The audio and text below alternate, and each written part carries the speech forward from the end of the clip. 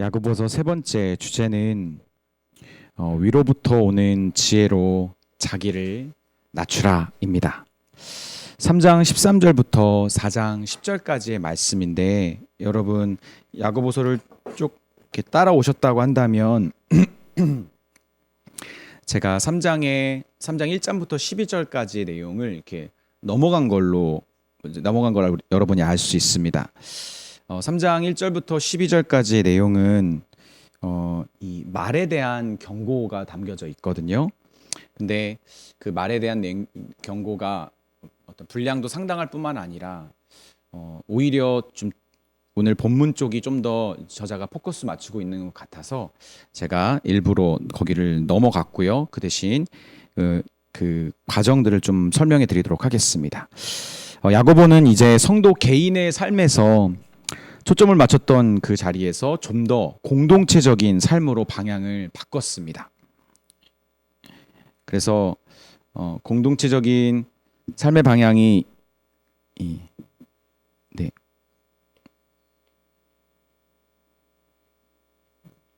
삶으로 바꿔서 이제 공동체 이야기를 좀 더 하려고 합니다.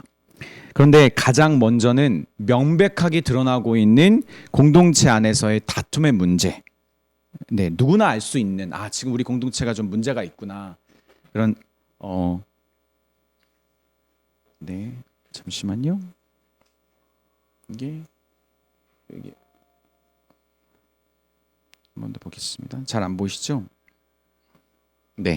다툼의 문제를 다루려고 합니다. 그리고 4부에는 이렇게 막 명확하게 보이진 않지만 내재되어 있는 문제를 좀 다루거든요. 공동체에. 특히 이 무슨 문제죠? 말의 문제. 맨 처음에는 말의 문제에 대해서 지닌 그 선생님들을 중심으로 말하는데 이 우리가 3장 1절부터 12절까지 내용을 말과 혀에만 집중할 수 있는데 사실은 이 저자가 의도하는 바는 선생들, 당시 초대교회에 가르치는 사람이 지금보다 더 인기가 있었습니다. 영향력이 있었고요. 그래서 많은 사람들이 가르치는 자가 되려고 했던 것 같아요. 근데 그 가르치는 자들이 아직 자격이 안 됐는데 그리고 훈련이 안 됐는데 가르치려고 시도하는 그런 모습들이 있었던 것 같아요. 근데 그런 자들이 말의 실수, 또 말로 인해서 공동체를 세우기보다 오히려 공동체를 더 어렵게 만들고 다툼과 분란을 주는 문제가 이 초대교회 공동체 안에 있었던 겁니다. 그래서 먼저는 선생들 중심으로 말에 대한 경고를 하고 그런데 단순히 선생들뿐만이 아니라 성도들 안에 있는 말과 그 말로 인해 벌어지는 갈등들을 다루려고 합니다. 특히 선생들을 중심으로 성도 안에 있는 시기 그리고 이기심이 온전한 믿음의 행함을 가져다 주지 못한다라고 지적을 하는 거예요. 물론 믿음의 행함, 말씀의 실천이 지금 우리가 다루고 있는 3부의 내용을 주로 다 이끌고 있지는 않습니다. 그러나 관련이 없다라고 말할 수는 없어요. 저자는 계속해서 행함에 대한 이야기들을 계속 꺼내고 있어요. 그것이 4부까지도 계속 이어집니다. 그래서 우리를 믿음으로 행하지 못하게 하는 문제, 시기와 이기심이 있다라는 것을 말합니다. 따라서 성도들은 오직 위로부터 난 지혜, 하늘의 지혜를 받아서 하나님과 공동체에게 자신을 낮추게 되는 더 큰 은혜를 받아야 된다라고 저자는 말하고 있는 것이죠. 그래서 먼저는 하늘의 지혜를 가진 자가 어떻게 행하는지를 이제 야고보가 이야기합니다. 그래서 제가 말씀드린 것처럼 그 앞 구절에 무슨 내용이 있다고 했죠? 선생들이 말을 함부로 해서 공동체를 힘들게 하고 어렵게 만드는 문제를 저자가 지적했다고 했잖아요. 그러면 그 사람과 반대되는 하늘의 지혜를 가진 자, 그래서 말을 함부로 하지 않고 혀를 제어하며 그리고 지혜로운 말들로 행함이 있는 사람은 어떤가? 먼저 그에게는 지혜의 온유함이 있다라는 겁니다. 야고보서 3장 13절에 너희 중에 지혜와 총명이 있는 자가 누구냐? 그는 선행으로 말미암아 지혜의 온유함으로 그 행함을 보일지니라. 이 진정 지혜가 있는 선생이라면, 그리고 진정 지혜가 있는 성도라면, 저 선생만 이야기하는 것이 절대 아닙니다. 성도라면, 그렇죠? 참 지혜가 드러나는 무엇을 해야 되는 거죠? 행함 통해 지혜가 드러나는 행함을 통해 지혜를 입증해야 되는 겁니다. 그렇죠? 지혜가 정말 있다면, 지혜가 있는 선생이라면, 너가 정말 가르치기를 원한다면 지혜가 드러나는 행함이 있어야 된다. 그런데 어떤 행함일까요? 온유함이 있는 지혜, 온유함이 있는 행함입니다. 이제 이 학자가 더글라스 학자가 이제 이런 표현을 했는데, 지혜 온유함으로 나타나는 표현이 행함을 수식해주는 말로 이해되기 때문에 지혜로부터 오는 온유함이다. 그런데 이 지혜는 원어적으로 볼 때 별로 사람들이 추구하지 않는 덕목 중에 하나였어요. 비굴하고 비열한 태도로 여겨졌다라는 거. 그런데 여러분, 이 비굴한 태도, 비열한 태도로 여겨졌지만 그것은 오히려 그 있잖아요. 약간 그랑 비슷한 것도 영어 단어에서 이제 humiliate 하면은 되게 수치스러운, 낮추는이라는 뜻이거든요, 자기를. 그런데 사실은 humility, 이건 겸손이라는 말로도 쓰여요. 근데 자기를 낮추는 것이 세상적으로 볼 때는 되게 비천한 모습처럼 보이지만, 그렇지만 하나님의 관점에서 볼 때는 그것은 우리가 갖춰야 되는 지혜의 덕목이라는 것이죠. 그래서 그리스도인의 온유는 하나님 앞에서 자신의 무가치함을 올바로 인식하고 교만함 없이 겸손하게 이웃을 대하는 태도와 연관된다. 그래서 온유함이 없는 지혜는 어떤 지혜일까요? 말로 사람을 지적하고 판단하고 살인하는, 공동체를 와해시키는 그런 지혜인 거죠. 그것은 하늘로부터 온 지혜가 아닙니다. 저자가 그것을 계속 얘기하는 것이죠. 그래서 하늘로부터 온 지혜와 반대되는 것, 땅의 지혜, 그러니까 우리가 갖추지 말아야 될 것이죠. 그렇죠? 뭐죠? 땅의 지혜가 나타나는 특징은 독한 시기입니다. 독한 시기, 그리고 다툼. 원어적으로 볼 때 시기라는 말 자체는 MB, 이거는 그렇게 나쁜 뜻은 아니에요. 열심으로도 쓰일 수 있거든요. 열심. 그런데 독한이라는 말에 이제 의미가 담겨져 있는 거죠. 잘못된 열심이 있는 거예요. 야고보서 13장 14절과 16절에 보면, 그러나 너희 마음속에 독한 시기와 다툼이 있으면 자랑하지 말라. 진리를 거스러 거짓말하지 말라. 왜냐하면 이런 지혜는 위로부터 온 것이 아니라 땅 위의 것이요 정욕의 것이니 귀신의 것이니 시기와 다툼이 있는 곳에는 혼란과 모든 악한 일이 있음이라. 여러분, 열심이 있다고 해서 건강한 것은 아닙니다. 잘못된 열심이 있는 사람, 그 잘못된 열심은 반드시 다툼을 만들어내고요. 그리고 그런 잘못된 열심과 다툼을 만들어내는 그런 행동과 말은 지혜로운 게 아니에요. 엄밀히 따지면 하늘로부터 온 지혜가 아니라 땅에 속한 인간의 정욕에 관련된 지혜라는 것이죠. 근데 저자는 그것에 대해서 뭐라고 얘기합니까? 그것을 자랑하지 말라라고 말합니다.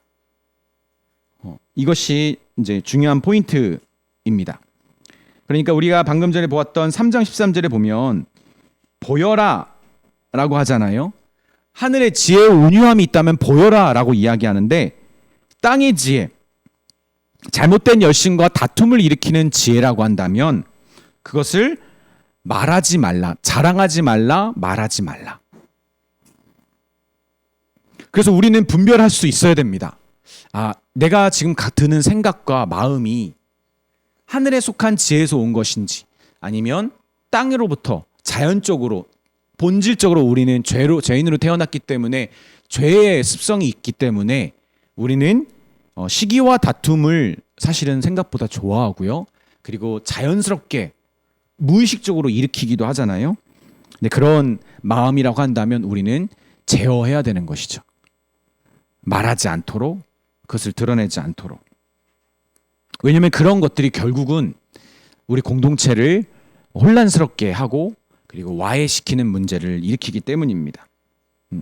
여러분 초대교회에 생각보다 말하고 싶은 사람들이 많았다라는 것, 그리고 말로 인해 공동체가 어지러움이 있었는데 그것을 주도적으로 했던 사람들이 선생들이라는 것, 지식이 있는 사람들이었겠죠. 나름 똑똑해서 판단력이 있는 사람들. 그리고 그 사람들 때문에 초대교회가 어려움을 겪었다는 것은 우리에게 지금 현대를 살고 있는 우리에게도 많은 지혜를 줍니다. 그래서 우리는 말하기를 더디하는 것이 사실 유익하다는 것을 알아요. 가장 노출되는 사람이 목회자일 것이고 교회 안에서는, 그리고 리더들일 것입니다. 현대 교회도 말 때문에 많은 서로에게 상처를 주고 그리고 공동체를 어렵게 하는데 그분들 중에는 스스로 똑똑하다고 여기지 않는 사람이 없습니다. 그래서 저는 이렇게 생각하고 싶어요.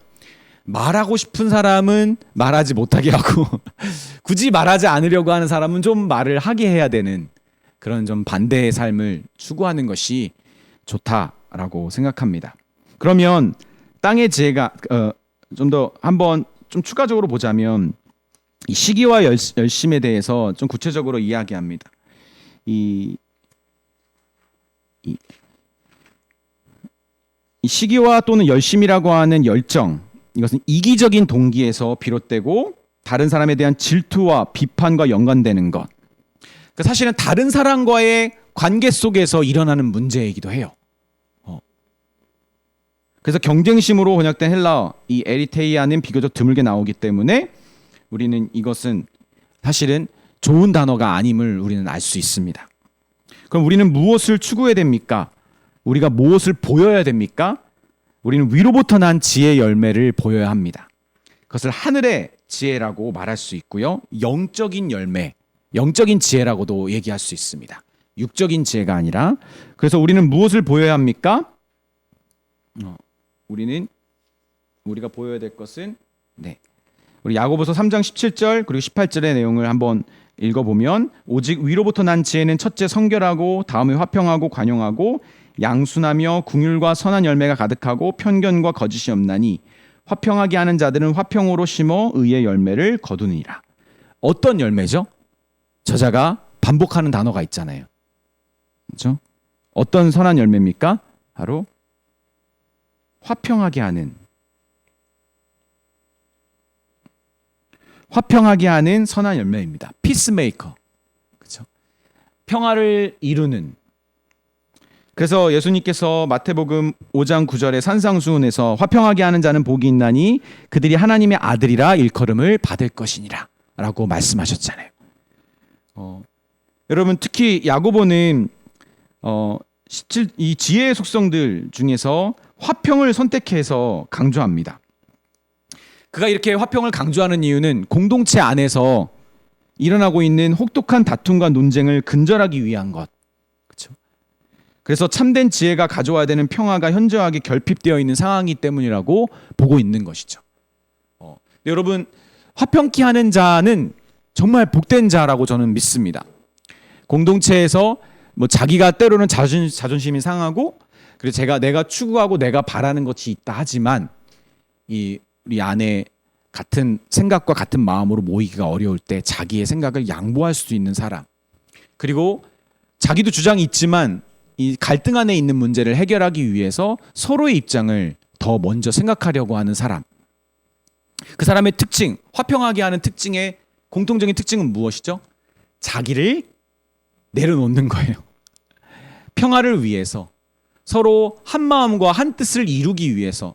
그러니까 내가 아니라 나의 어떠함에 초점을 맞추는 것이 아니라 내가 좀 불편하고 힘들더라도 내가 그동안 추구했던 삶의 결과 조금은 다르더라도 우리라는 개념에서 우리를 세우기 위해서 자기를 내려놓는 사람, 자기를 양보하는 사람, 그 사람은 바로 화평케 하는 자입니다.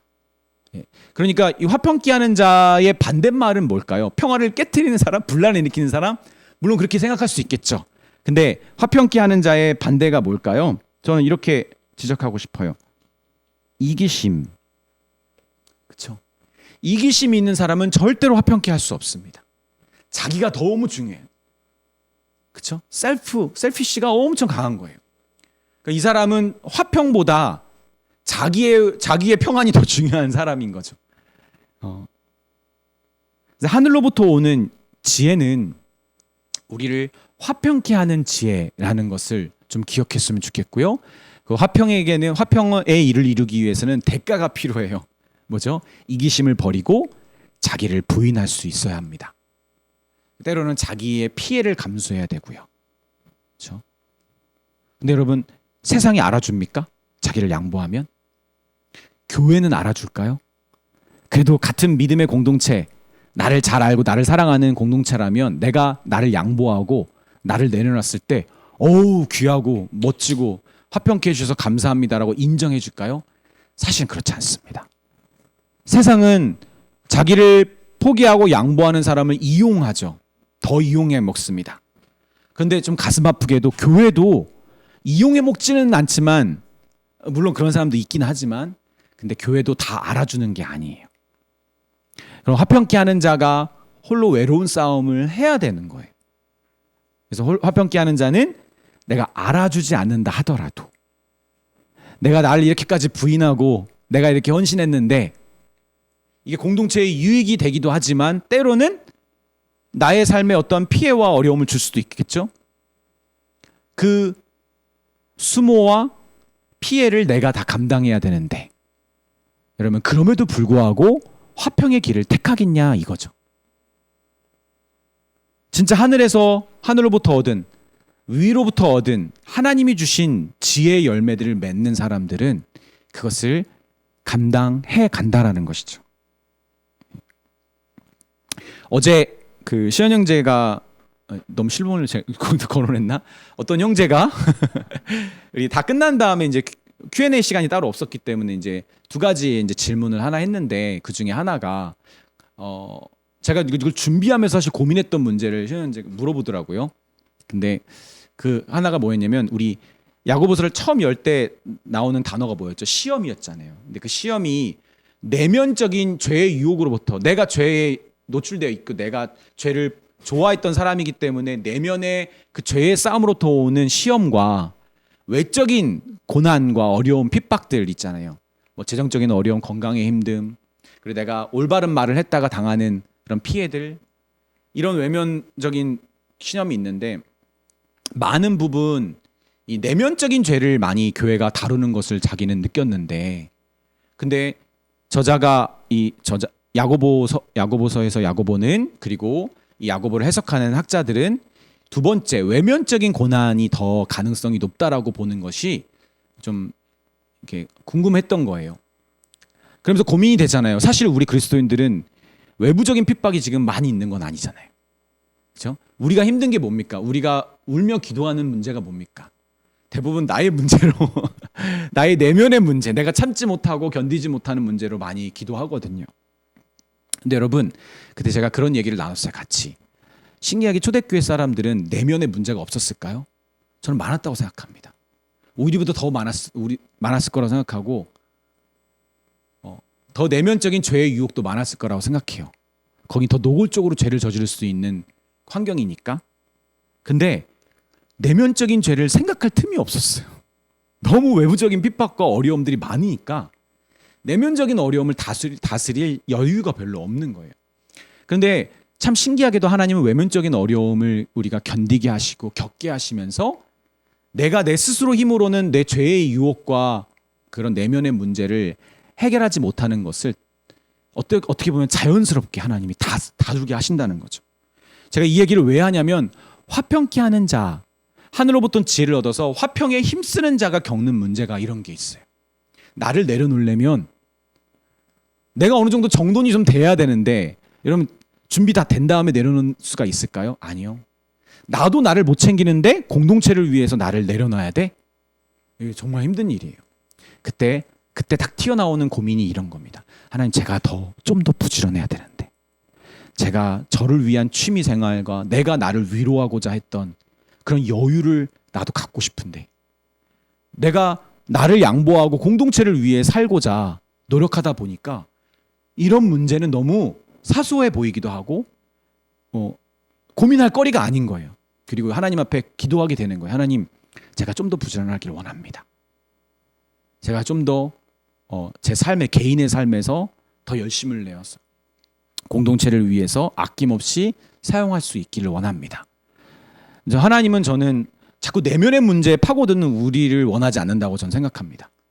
그게 별로 효력이 별로 없어요. 효과가 별로 없어요. 그런데 나의 내면의 문제, 변화되지 않은 나의 성격과 지속되는 그런 고질적인 죄의 유혹들, 그리고 바뀌지 않는 태도들, 신앙의 태도들, 여러분 그거 계속 연구해봤자 안 고쳐져요.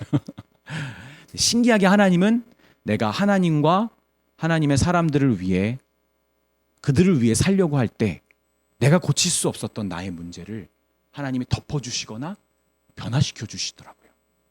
저는 화평케 하고자 이 하늘의 지혜로 살아가는 자들이 누리는 축복이라고 저는 생각합니다. 여러분 그래서 이것을 좀 사모했으면 좋겠습니다.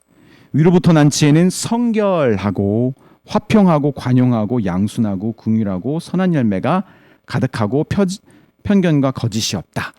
여러분 이런 하늘에부터 오는 열매를 사모하는 사람들이 되어서 공동체를 유익하게 했으면 좋겠습니다. 그런데 이렇게 넘어가면 저는 근본적인 문제를 우리가 해결하지 못하기 때문에 야고보는 그 다툼의 원인을 한 번 더 꼬집어 보려고 합니다. 다툼의 원인을 저자는 뭐라고 얘기하냐면 정욕이라고 얘기합니다. 그러니까 다른 사람 때문이 아니라고 얘기해요. 우리 안에 있는 정욕이 우리를 이 관계에서 문제를 일으킨다라고 말합니다. 그래서 정욕을 멀리하는 것이 다툼을 해결하는 아주 중요한 키가 된다는 거죠. 정욕은 싸움을 일으킵니다. 네, 그래서 이기적이고 정욕은 방종하는 욕망이라고 말합니다. 방종. 여러분 방종과 자유가 다르잖아요, 그렇죠?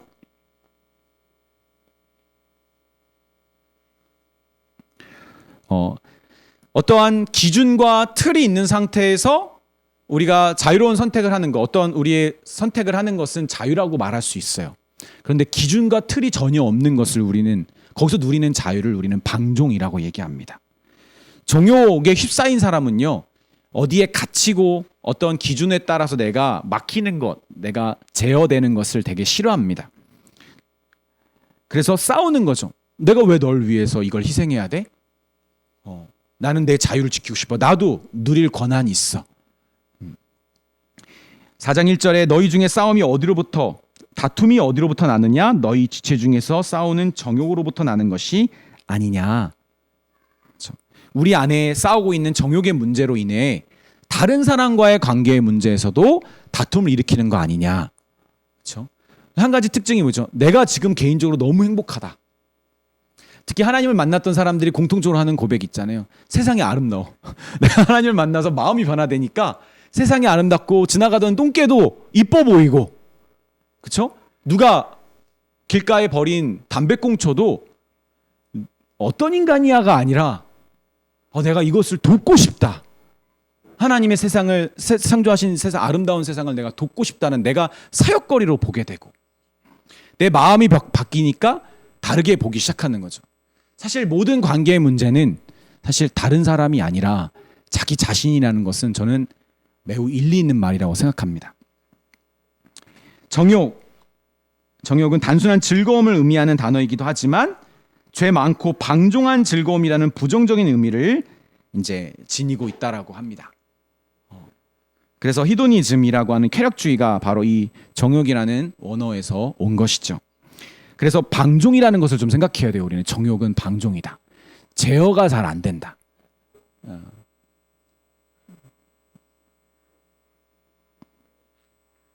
근데 이 정욕의 문제는요, 구하여도 받지 못한다는 거죠. 정욕을 통해 정욕의 마음을 가지고, 정욕의 이기심과 방종의 마음을 가지고 구하면,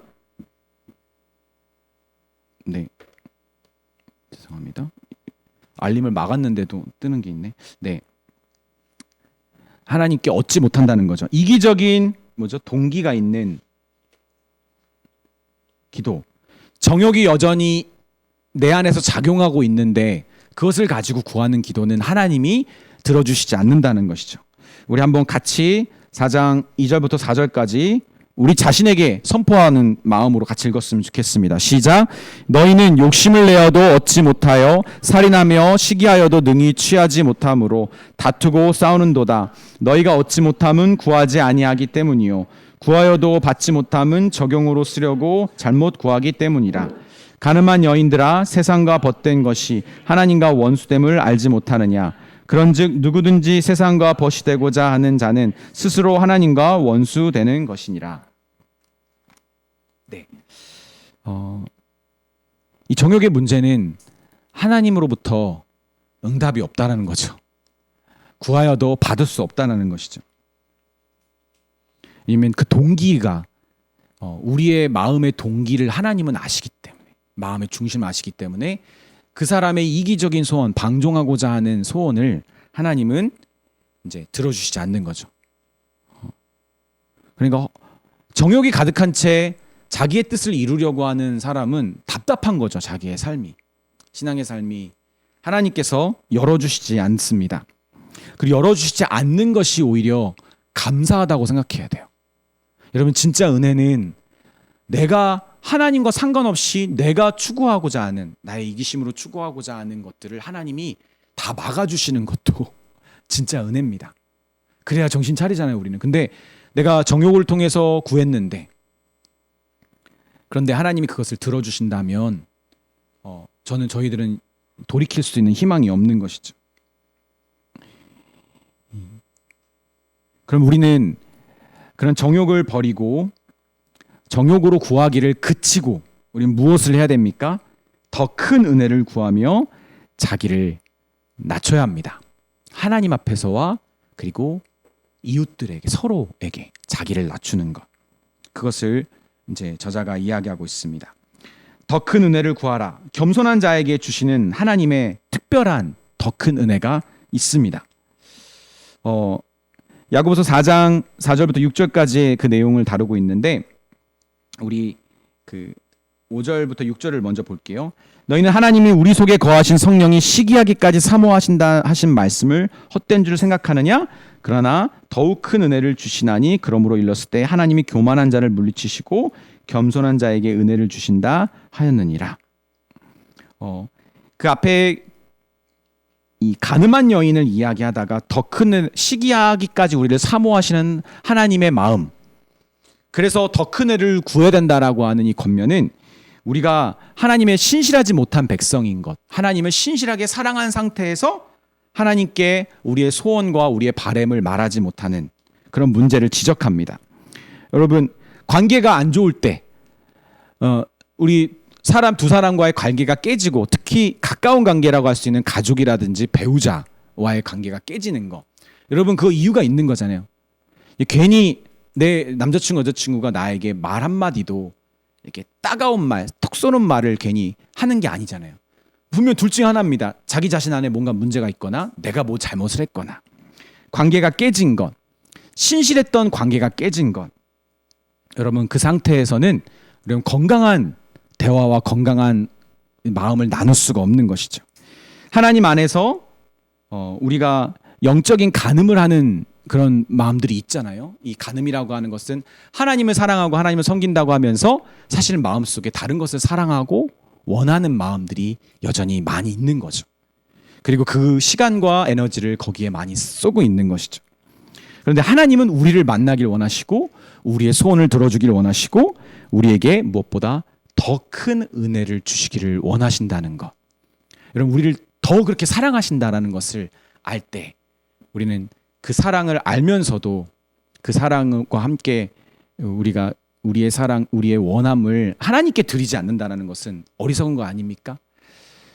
이렇게 나를 사랑해 주시는 분이 있는데 자꾸 그 사랑을 모른 채 하면서 다른 것에 마음과 생각을 쏟는다면, 그리고 하나님께 구하지 않는다면 어리석은 것입니다. 우리는 하나님께, 이 사랑을 나에게 베풀어 주시는 하나님께 겸손한 마음으로 더 큰 은혜를 구해야 합니다. 여기서 말하는 더 큰 은혜는 무엇일까요?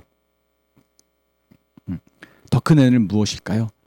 우리를 이 정욕, 땅으로부터 오는 지혜, 이기심과 방종으로 가득 찬 정욕, 그런 게 아니라 하늘로부터 오는 지혜.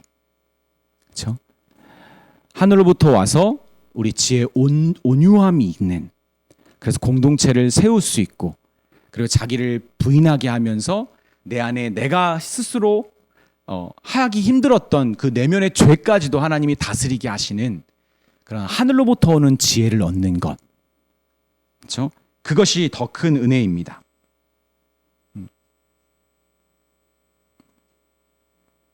더 큰 은혜를 갖기 위해서 우리는 겸비하여 우리 자신을 낮춰야 합니다. 여기서 저자가 계속 이제 2번 반복하고 있어요. 겸손해야 될 것과 그리고 겸비해야 될 것을 이야기하고 있어요. 그런즉 너희는 하나님께 복종할지어다. 마귀를 대적하라. 그리하면 너희는 피하리라. 하나님을 가까이 하라. 그리고 너희를 가까이 하시리라. 손을 깨끗이 하라. 두 마음을 품은 자들아 마음을 성결하게 하라. 슬퍼하며 애통하며 울지어다. 너희 웃음을 애통으로 너희 즐거움으로 근심으로 바꿀지어다. 주 앞에서 낮추라. 그리하면 주께서 너희를 높이시리라. 여러분, 하늘로부터 오는 지혜는 어떻게 얻을 수 있는 것입니까? 정욕을 멀리하고, 그리고 땅으로부터 오는 지혜를 이제 자랑하지 말고, 그리고 우리를 신실하게, 우리를 시기하시기까지 사랑하시는 하나님의 사랑을 믿고 겸손히 하나님께 그 은혜를 구하는 것이죠.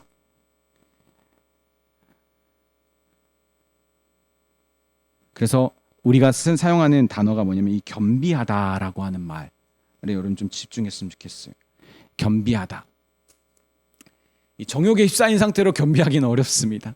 자기 이기심에 가득 차서 겸비하기는 어렵습니다. 겸비는 정말 자기가 낮추는 거예요. 자기를 내려놓는 거죠. 하나님 앞에 인정하는 겁니다. 자기의 죄인됨을 인정하고요. 자기의 연약함을 인정하고요. 하나님의 도움 없이는 소망이 없음을 인정하는 것이 바로 이 겸비함입니다. 그래서 저자가 이 얘기를 하잖아요. 슬퍼하며 애통하며 울지어다. 겸비한 사람들의 특징입니다. 너희 웃음을 애통으로 너희 즐거움으로 근심으로 바꿀지어다. 그렇죠. 겸비한 사람들의 모습입니다. 여러분 혹시 기억나시나요? 어떤 사람이 세상에서 많이 웃을 수 있을까? 사람들을 즐겁게 하고 기쁨을 주고 가뜩이나 우울하게 살아가는 사람들에게 우리가 어떻게 에너지를 주면서 살아갈 수 있을까? 저는 중요한 힌트가 있다고 생각해요. 겸비하면 됩니다. 하나님 안에서 많이 울면 됩니다. 하나님 안에서 많이 애통하면 세상을 향해서 많이 웃을 수 있어요. 저는 이 균형을 여러분이 좀 기억했으면 좋겠습니다. 겸비해서 자신을 낮추는 사람은요, 반드시 자기 말고 다른 사람을 높일 수밖에 없어요. 우리가 우리 자신을 낮추면 하나님은 우리를 높여주시거든요. 그렇죠? 이게 나입니다. 나 그리고 하나님. 그리고 또 하나님은 내가 나를 낮추면 이웃이 높아집니다. 내가 나를 낮추면 그것은 곧 하나님과 이웃을 높이는 겁니다. 그렇게 이웃과 하나님을 높이는 사람을 하나님은 결론적으로 높여주십니다. 그래서 저는 여러분에게 권면하고 싶어요. 우리가 정욕을, 이기심과 방종으로 가득 찬 정욕을 우리가 그칠 수 있을까? 쉽지 않습니다. 자랑하지 않을 수 있을까? 그것도 어려울 거예요. 내 안에 내 문제가 잘 해결되지 않은 상태에서 공동체를 화평케 할 수 있을까? 너무 힘들죠. 결국 공동체의 문제는 정욕, 나로부터 시작되는 거니까. 근데 우리가 우리 자신을 하나님 앞에서 낮추고, 그리고 하나님의 도우심 없이는 내가 지혜의 이 온유함을 가질 수 없고, 그리고 하늘에부터 오는 이 지혜를 얻을 수 없다라고 하나님 앞에 구하는 사람, 그 자리에 있고, 그리고 그것을 그냥 하나님과 거래하듯이 아니라 애통하는 마음으로 주님, 저 정말 이 지혜를 얻기를 원합니다. 더 이상 정욕에 취하여 살고 싶지 않습니다. 제가 마음에 드는 모든 생각들이 다른 사람을 높이기보다 자꾸 비난하고 비판하고 그리고 폄훼하고 그런 마음들로 자꾸만 가득 차 있습니다. 그렇게 하나님 앞에 애통하면 하나님이 그 사람에게 이 지혜를 주신다는 거죠. 하늘의 지혜를 주시는 겁니다. 그래서 이 프로세스를 여러분이 좀 기억했으면 좋겠어요. 나를 낮추고 이웃과 하나님을 높이는 사람은 하나님이 결론적으로 어떻게 하신다? 나를 높여주신다. 이웃과 하나님을 높이는 것은 곧 어떤 사람이 가능하죠? 이 지혜 온유함이 있는 사람들이 가능한 것이죠. 여러분 이런 시간들을 좀 보내고 있습니까? 네. 먼저는 저희가 훈련돼야 될 자리가 저는 교회라고 생각해요. 교회의 이웃들과 관계 안에서 나를 낮추고 그리고 서로를 세우는 그것이 훈련되고 또 그 하늘의 지혜를 통해서 자기를 낮추고 사람을 세우는 그런 훈련이 된 사람은 세상에 나아가서도 먼저는 자기 가족이겠죠. 그렇죠? 그리고 직장과 친구들과의 관계 속에서 동일한 이제 화평케 하는 자로 살게 됩니다. 그래서 여러분 우리는 다 가족에게도 피스메이커가 돼야 되고요. 직장에서도 피스메이커가 돼야 됩니다. 그렇죠? 피스 브레이커가 아니라 네. 교회에서부터 이런 더 큰 은혜의 경험, 지혜의 경험을 하지 못한다면 우리는 계속 피스 브레이커로 살아갈 수 있겠죠. 자, 결론적으로 우리는 이 공동체의 문제를 이제 보게 되었어요. 근데 이 공동체의 문제는 아주 명백하게 드러나는 다툼을 말합니다. 그러니까 근데 그런 명백하게 드러나는 다툼의 문제는 결국은 우리 자신의 문제이기도 합니다. 우리 자신이 바뀌지 않는다면 공동체에 일어나는 갈등을 막을 수가 없는 것이죠. 근데 하나님께서는 우리 공동체에 일어나는 갈등의 문제를 우리 자신에게 보게 하시고 그리고 우리 자신에게 이 땅의 지혜가 아니라 하늘의 지혜가 필요하다고 얘기하십니다. 그래서 우리는 결론적으로 하늘의 를 그리고 구하라.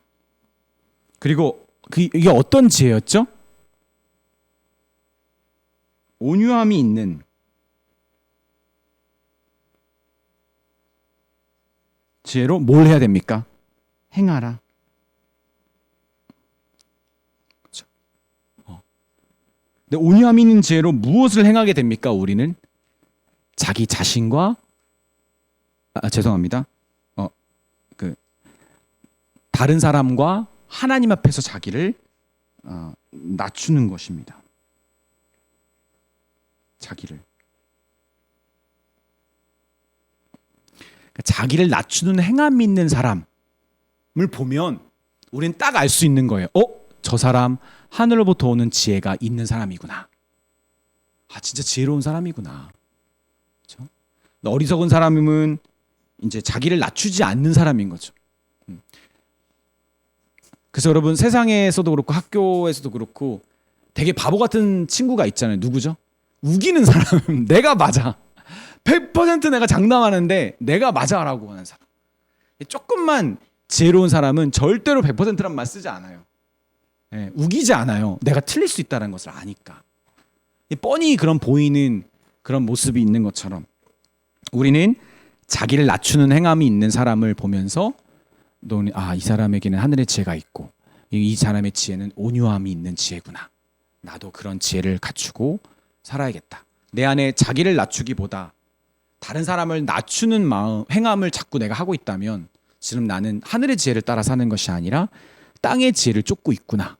그리고 그 문제 안에 이기심과 방종이라는 정욕이 내 안에서 자꾸 정욕이 역사하고 있구나. 여러분 이 권면 안에 다른 사람에 대한 이야기는 없습니다. 이것이 너무 중요한 것 같아요. 저는 하나님을 만난 이후로 가족도 그렇고 제가 속한 공동체에서 이제 피스메이커로의 경험을 하나님이 해주셨던 일들이 있었던 것 같아요.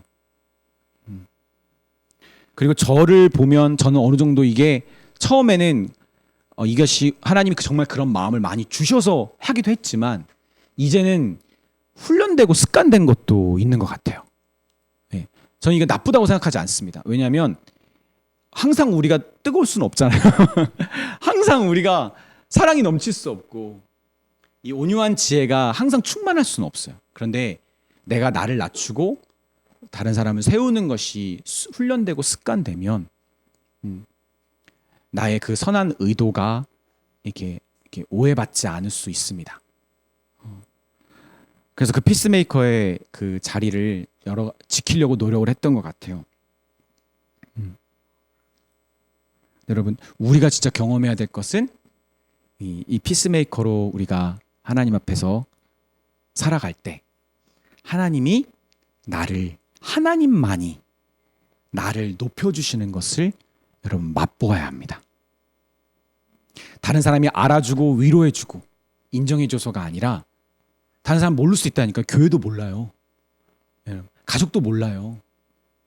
여러분, 남편도 몰라요. 아내도 몰라요. 내가 이 사람을 향한 우리 관계를 위해서 어떻게 내가 피스메이커 역할을 하고 있는 건지 몰라요. 근데 하나님은 아시잖아요. 근데 하나님이 알아주신다는 거, 그게 뭐 나를 높여주시는 거죠. 거기에 이제 도파민이 분출되기 시작하면, 그 맛을 알기 시작하면 저 더 이 나를 낮추는 이 하늘의 지혜를 쫓는 자의 삶을 저는 더 추구한다고 믿습니다. 저와 여러분이 위로부터 오는 지혜로 자기 자신을 하나님 앞에서 그리고 이웃 앞에서 낮출 수 있는 그런 은혜를 누렸으면 좋겠습니다. 그래서 공동체를 더 견고히 세워갈 수 있는 그런 여러분 귀한 유익을 주는 하나님의 사람이 되기를 바랍니다. 아멘.